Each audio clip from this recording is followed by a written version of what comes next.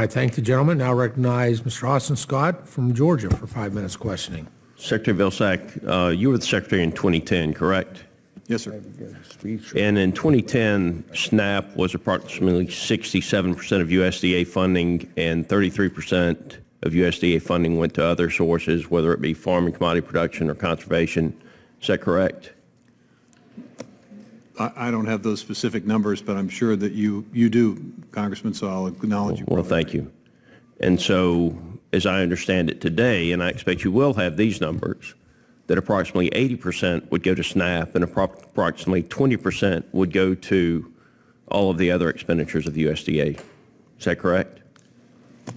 I don't know whether that's correct or not, Congressman, but I'll... You're kidding me. For the sake of this conversation... You're the Secretary of Agriculture and you don't know what the pie chart of your budget looks like? I don't know the specific... I know that there is a significant percentage of our budget is focused on nutrition assistance of a multitude of different programs.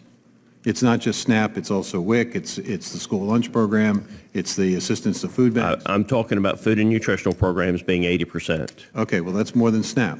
And food and nutritional programs were included in the 67% before. Okay. Okay, but you understand what I'm getting at. Sure, yeah, absolutely. So that leaves 20% instead of 33% for conservation, production agriculture, all of the other things that the USDA does. Just simple math.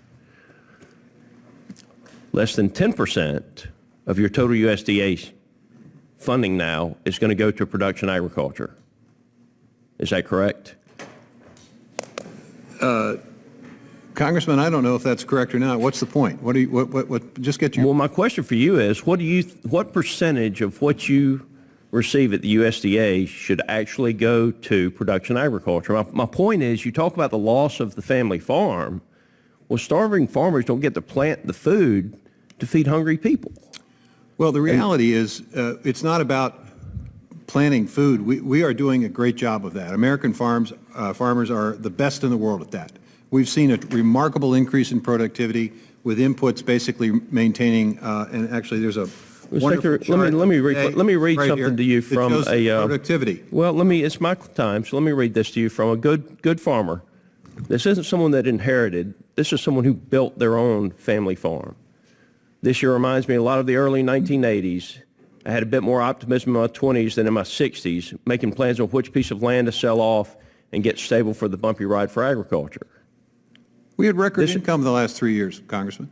We had record income, but the problem... No, sir, you did not. Income was concentrated. 21 and 22 were good, but 23 was bad. You glossed over the 23 number. No, it was not bad. It was actually above the historic average. The 3 years It was a significant fall off. Best 3 years in 50 years, for sure. I think the best years from a net cash income ever.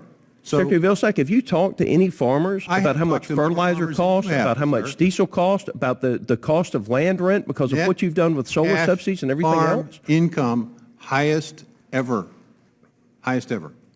The problem is it's concentrated in the hands of the large operators. And I've got nothing against production agriculture and large operators. We need them. The question is, what are we doing about the other 93%? Secretary Vilsack.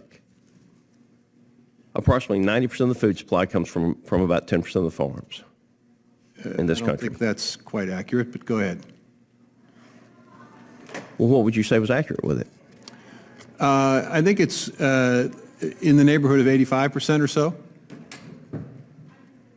85% then comes from 10% of the farms. That's 85% of the food supply for the American citizens. And now your president and your vice president don't seem to mind being dependent on foreign sources of energy, but I can assure you the American citizens don't want to be dependent on foreign sources of food. Congressman, we don't. President and we're importing more food than we ever have in this country. We're producing more oil than any other country in the world. What are you talking about? We're importing more food. We're importing more food. No, wait a minute. Than we ever have in this country. Let's be clear about this. Let's be clear about what we're importing, okay? The major driver of the imports, horticulture, okay? We're importing more food than we ever have in this country. We're importing it because we like to have choice all year long. It's not that we are importing it because we need it to feed ourselves. Secretary Vilsack, you can justify the actions all you want to. Have you been to the grocery store lately? Absolutely. What does food cost today versus what it did before the American Rescue Plan and the Inflation Reduction Act, as you call it? Well, the good news is, and I alluded to it, There's no good news there. it's food inflation is down. Grocery store price inflation year over year is 1.3%, the lowest it's been since 2021, and ERS predicts that it's going to be decreased this year in 2024. If it falls another 25%, it'll be back where it was before y'all got there. Gentleman's time has expired.